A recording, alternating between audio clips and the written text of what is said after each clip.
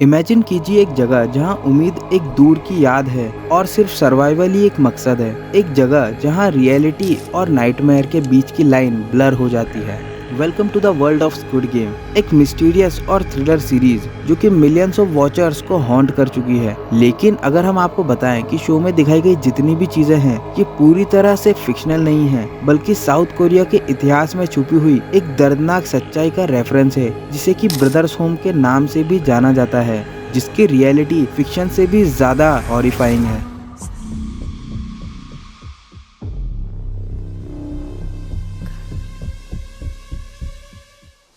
Brothers home, जिसे कि south Korea का अपना ऑशविट्स भी कहा जाता है। अब जिन्हें ऑशविट्स के बारे में नहीं मालूम, तो ऑशविट्स नाजीज का एक कैंप हुआ करता था जो कि पोलैंड में आज भी स्थित है। और ये वही जगह है जहां तकरीबन 11 लाख लोगों को बेरहमी से मार दिया गया था, जिसमें से तकरीबन 9,60,000 ज्यूइश भी शामिल थे। और आज भी इस जगह को यहाँ बेरहमी से मारे गए लोगों की याद में एक म्यूजियम और एक मेमोरियल के रूप में प्रिजर्व करके रखा गया है।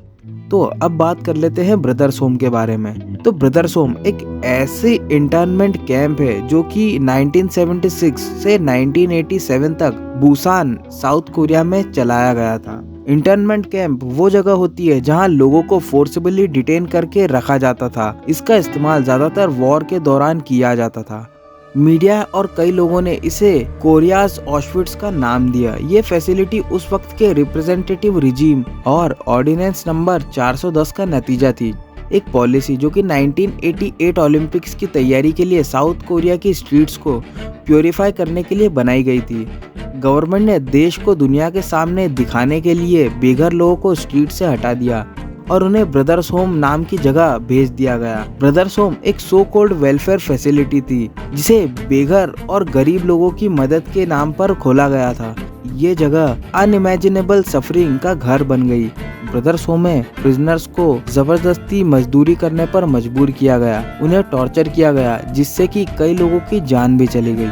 ये एक ऐसी जगह थी जहां इंसानियत का कोई नामो निशान नहीं था। सर्वाइवर्स कहते हैं कि उन्हें दिन रात काम करने पर मजबूर किया जाता था और अगर कोई भी इसके खिलाफ जाता या मना करता तो उसे ब्रूटली पनिश किया जाता था। यहाँ बच्चों, बेघर लोगों और मानसिक रूप से विक्षिप्त व्यक्तियों को जबरन लाकर रखा जाता था और उन्हें जबरन मानसिक और शारीरिक यातनाएं दी जाती थी। इस स्थान पर लोगों के साथ बलात्कार, भूखा रखना और जबरन श्रम कराना जैसी अमानवीय हरकतें की जाती थी। यहाँ के कैदी जो कि यहाँ के सर्वाइवर्स थे, उन्होंने बताया कि उनके साथ पशुओं की तरह व्यवहार किया जाता था। ब्रदर्स होम की सच्चाई तब तक छुपी रही जब तक ब्रेव सर्वाइवर्स और जर्नलिस्ट के द्वारा सच्चाई को सामने नहीं लाया गया। फैसिलिटी को आखिरकार 1987 में बंद कर दिया गया, लेकिन इसके विक्टिम्स पर छोड़े गए निशान आज भी जिंदा हैं। ब्रदर्स होम के इस खौफनाक इतिहास और इसके दुष्परिणाम ने दक्षिण कोरिया में मानवाधिकार के मुद्दों को उजागर किया। स्क्विड गेम देखते वक्त ये याद रखना जरूरी है कि इसमें दिखाए गए गेम्स तो फिक्शनल है,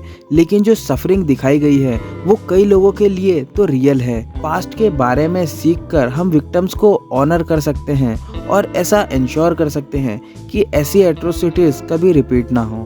तो आपका इस बारे में क्या ओपिनियन है, कमेंट करके जरूर बताएं। सो आज के लिए बस इतना ही, मिलते हैं नेक्स्ट वीडियो में। Till then stay safe, stay healthy. जय हिंद, वंदे मातरम।